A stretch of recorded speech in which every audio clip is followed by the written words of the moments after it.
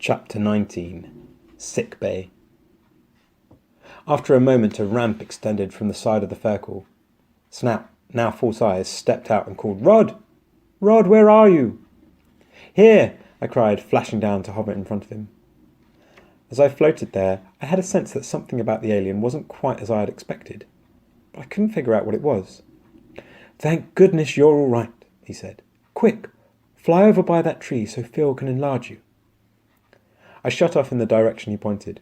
Almost instantly, an orange ray shot out from the top of the ship.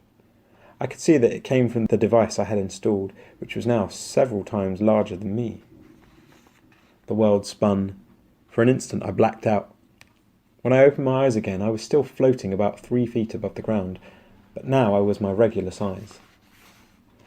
I flew back to Snout. That was when I realised what had been bothering me before. He stood only a few inches higher than my belly button. "Did the enlarger malfunction?" I asked. He flapped his snout at me.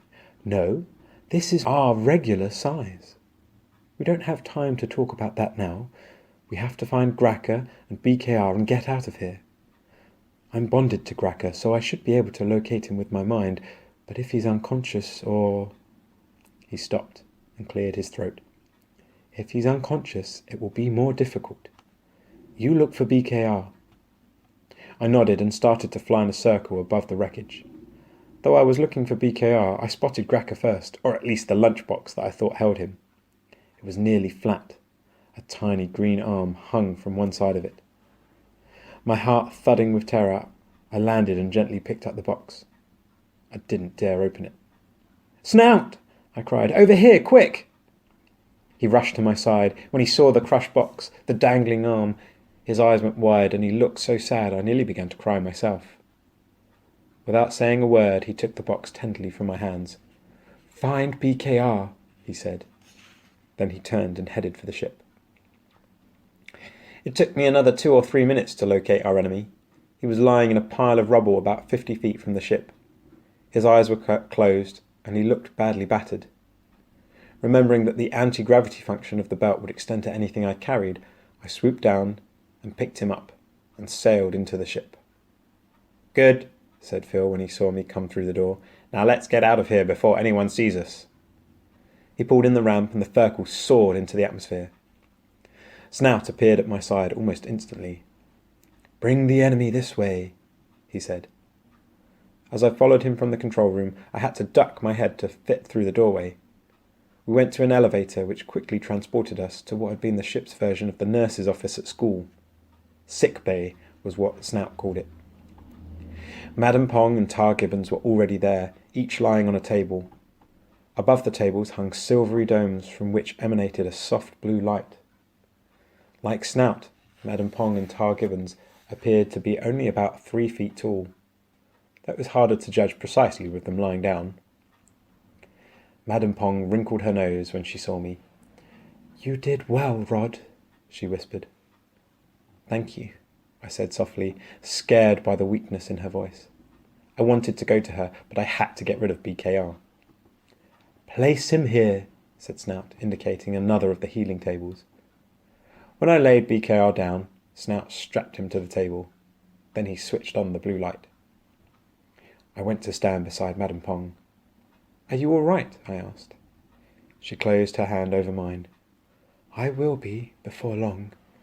These healing tables are most effective." "Our main concern now is for our fallen champion, Captain Gracker," added Tar Gibbons. "Where is Gracker?" I asked as a lump wedged itself in my throat. Madam Pong made a small gesture. "Over there." I looked where she was pointing and saw Snout standing beside a 4th table. When I went to join him, he leaned his head against my elbow and sighed. The lunchbox was open now. Inside lay the motionless form of Captain Gracker. Next to him was poor tiny Plink, no bigger than the last joint on my pinky finger. I reached toward them and drew my hand back. As I watched, Gracker's eyes fluttered open. "Bad war," he whispered. "Bad. Krieger." Then he tried to struggle to his feet. Snout smiled and burst into tears. "He's going to be all right," he whispered. The aliens stayed at my house that night. They shrank the ship again, which made me kind of nervous, but Phil assured us all that now they had the missing FD gizmo, it would be no problem to enlarge it. Things were pretty tense on the home front. Mum was furious with me for skipping school. I told her the truth. The bullying had gotten so bad that I just couldn't go that day. I just didn't say whose bullying. We were still arguing about it when the phone rang. My mother picked it up, and by the way her face fell, I could tell it was bad news.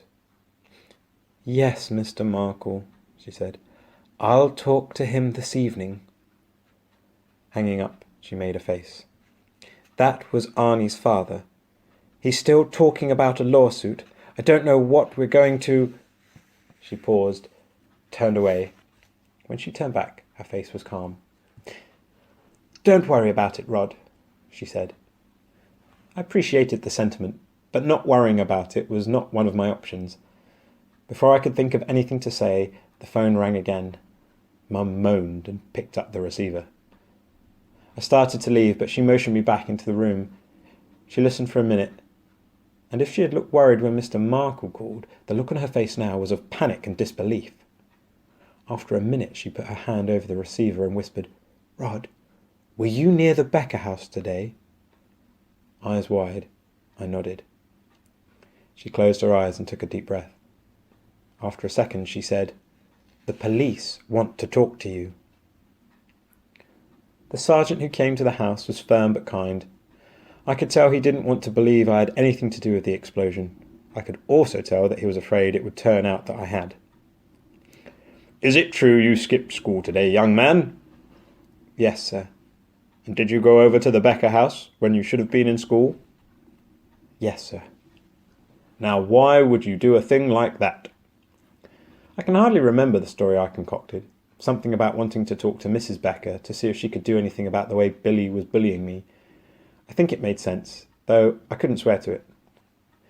It was a good thing I had broken through my barrier about lying, because that wasn't the last whopper I had to tell before the interview was over.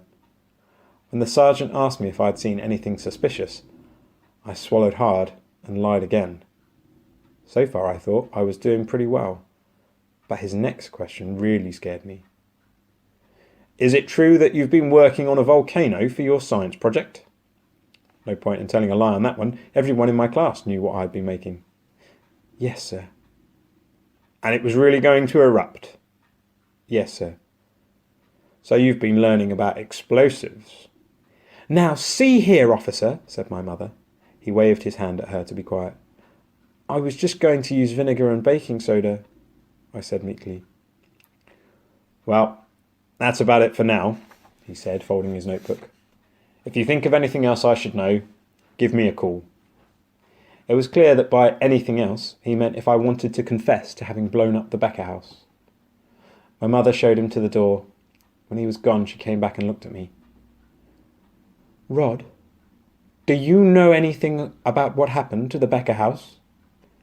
"Yes, Mum, I do," I said. "Something you didn't tell the officer?" "Yes." "What?" I sighed.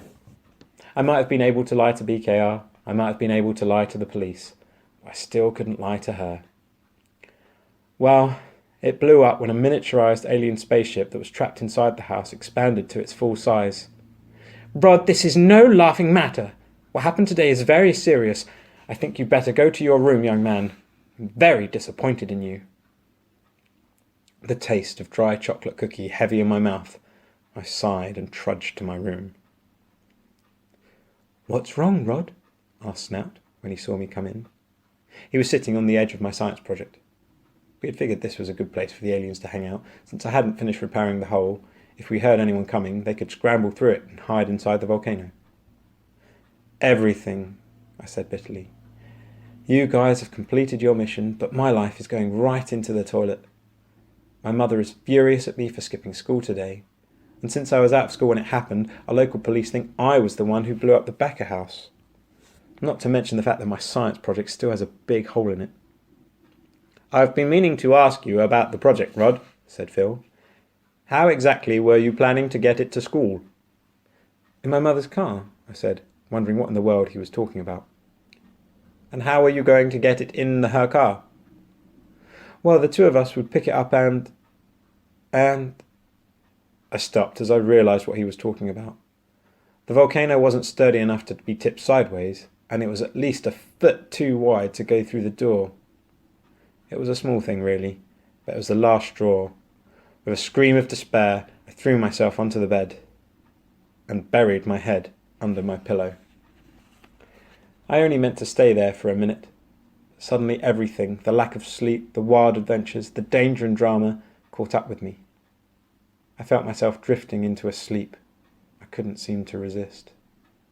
Even now, I don't know whether that sleep came from sheer exhaustion or from Snout practicing his mental arts on me. Either way, it was deep and satisfying, but not nearly as satisfying as the next day, which was in a lot of ways the best day of my life, except for the part that was the worst.